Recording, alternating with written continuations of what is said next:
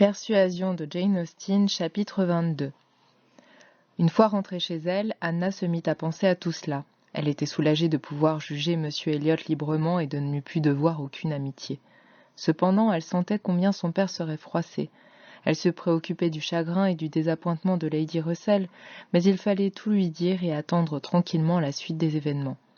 En arrivant chez elle, elle apprit que M. Elliot était venu, mais qu'il reviendrait le soir. « Je ne pensais pas à l'inviter, dit Elisabeth d'un air qu'elle affectait de rendre insouciant, mais il désirait tellement venir, du moins à ce que dit Madame Clay. »« Oui, vraiment, dit celle-ci, je n'ai jamais vu solliciter une invitation d'une manière plus pressante.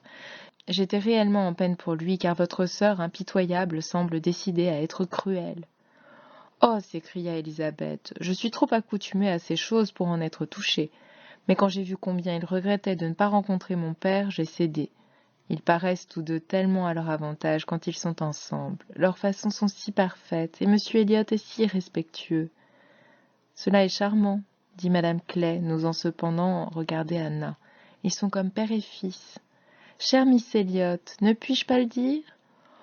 Oh, je laisse chacun dire ce qu'il veut, s'il vous plaît de penser ainsi, mais il me semble que ses attentions ressemblent à celles de tout le monde. »« Ma chère Miss Elliot, dit Madame Clay, levant les mains et les yeux au ciel et affectant un silence étudié. Ma chère Pénélope, ne prenez pas l'alarme. Je l'ai invité, puis congédié avec un sourire. J'ai eu pitié de lui.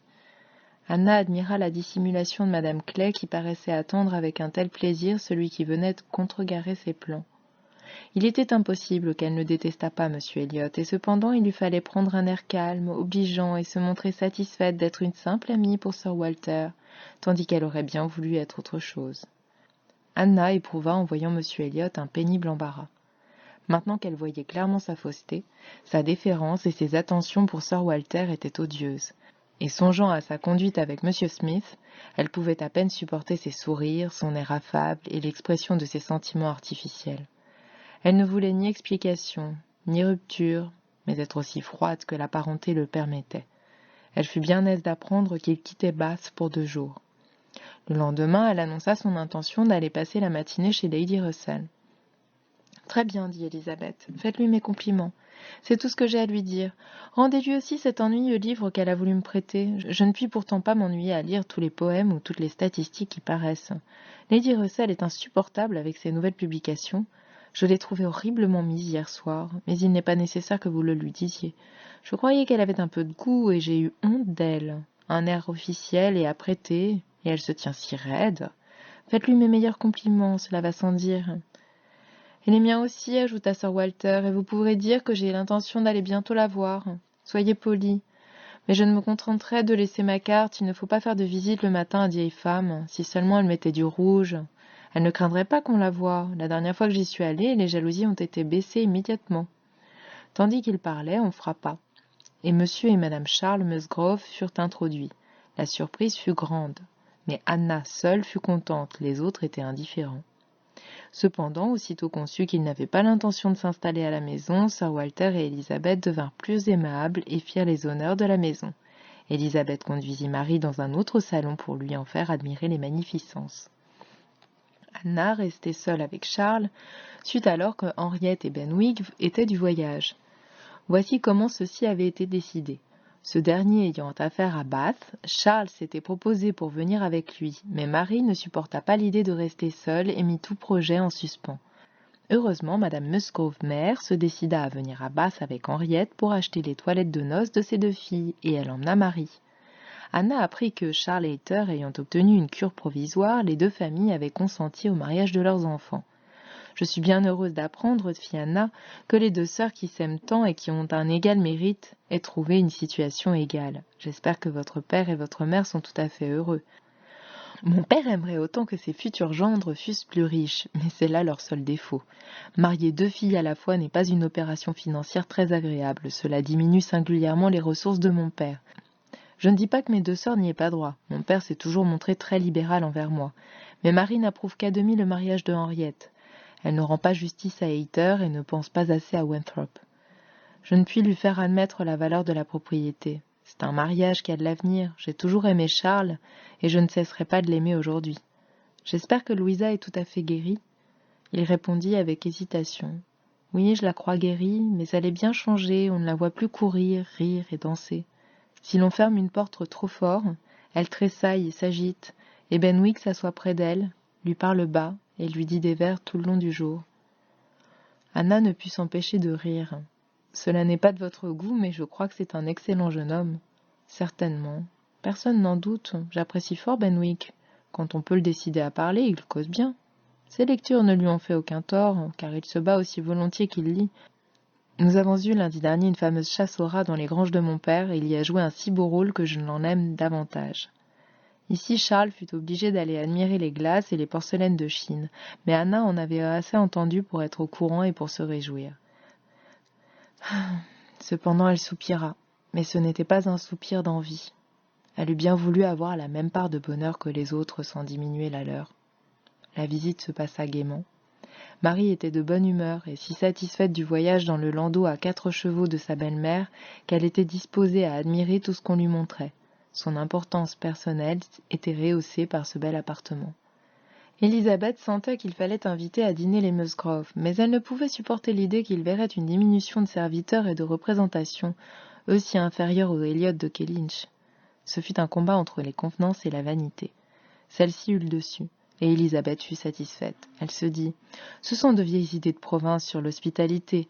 On sait que nous ne donnons pas dîner, personne ici ne le fait, et je suis sûre qu'une invitation ne serait pas agréable à Madame Musgrove. Elle est gênée avec nous et hors de son monde.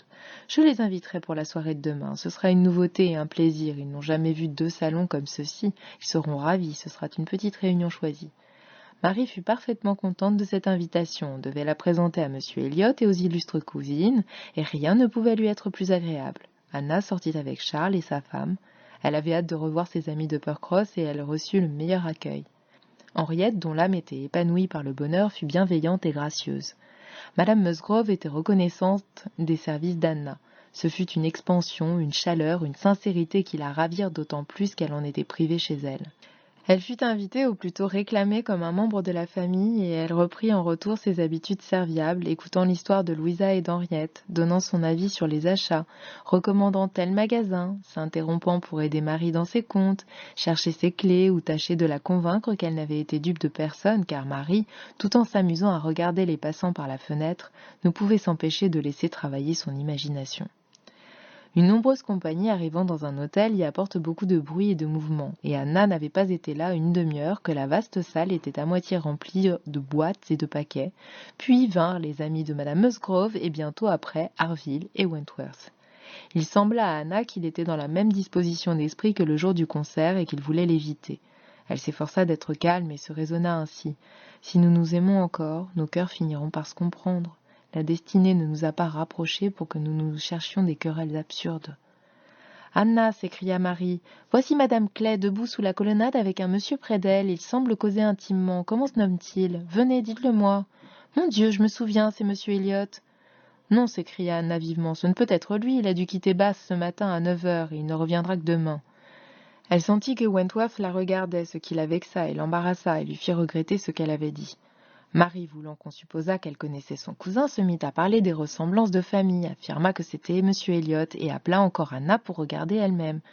Mais Anna ne bougea pas. Son malaise cependant augmenta quand elle vit les sourires et les regards d'intelligence échangés entre 2 ou 3 dames, comme si elle se croyait dans le secret. Il était évident qu'on avait causé d'elle. « Venez voir !» s'écria Marie. « Ils se séparent et se donnent la main. Est-ce que vous ne reconnaîtriez pas M. Elliot ? Vous semblez l'avoir oublié, Lyme. » Pour cacher son embarras, Anna alla vivement à la fenêtre. Elle s'assura que c'était Madame Clay et M. Elliot, et réprimant sa surprise, elle dit tranquillement « Oui, c'est M. Elliot. Il a changé son heure de départ, voilà tout. Ou je puis m'être trompée. » Elle revint s'asseoir avec l'espoir consolant d'avoir paru indifférente. Les dames partirent. Charles, après avoir maudit leur visite, dit « Mère, j'ai fait quelque chose qui vous fera plaisir. J'ai loué une loge pour demain et j'ai invité Wentworth. Je suis sûre qu'Anna ne sera pas fâchée de venir avec nous. N'ai-je pas bien fait ?»« Montez du ciel !» s'écria Marie. « Qu'avez-vous fait ? Avez-vous oublié que nous sommes engagés à Camden Place et que nous y rencontrerons Lady Dalrymple, M. Elliot et les principaux parents de la famille ?»« Bah, répondit Charles, qu'est-ce que c'est qu'une soirée ? Votre père pouvait nous inviter à dîner s'il voulait nous voir. Faites ce que vous voudrez, moi j'irai au spectacle. »« Oh Charles, ce serait abominable, quand vous avez promis. »« Non, je seulement salué et souri en disant trop heureux, ce n'est pas là une promesse. » Vous irez, Charles, ce sera impardonnable d'y manquer. On doit nous y présenter. Il y a toujours eu une grande liaison entre les Dalrympe et nous, et M. Elliot est l'héritier de mon père. Des attentions lui sont dues à ce titre. Ne me parlez pas d'héritier, s'écria Charles. Je ne suis pas de ceux qui négligent le pouvoir régnant pour s'incliner devant un lastre nouveau. Si je n'y allais pas pour votre père, il serait scandaleux d'y aller pour son héritier. Qu'est-ce que M. Elliot est pour moi ? Cette expression d'insouciance ranima Anna, qui vit le capitaine regarder et écouter avec attention. Aux dernières paroles de Charles, il la regarda. Charles et Marie continuaient à discuter le projet de spectacle. Madame Musgrove s'interposa. « Il vaut mieux y renoncer, Charles, et demander la loge pour mardi. Ce serait dommage d'être séparés, et nous y perdrions aussi Miss Anna. Si elle n'est pas avec nous, ni Henriette ni moi, nous nous soucions du spectacle. » Anna fut sincèrement reconnaissante de ces paroles. Elle dit d'un ton décidé. « S'il ne dépendait que de moi, madame, la soirée à la maison ne serait pas le plus petit obstacle. Je n'ai aucun plaisir à ces présentations. Elle serait trop heureuse d'aller au théâtre avec vous. » Elle sentit qu'on l'observait, et n'osa pas même lever les yeux pour voir l'effet de ses paroles.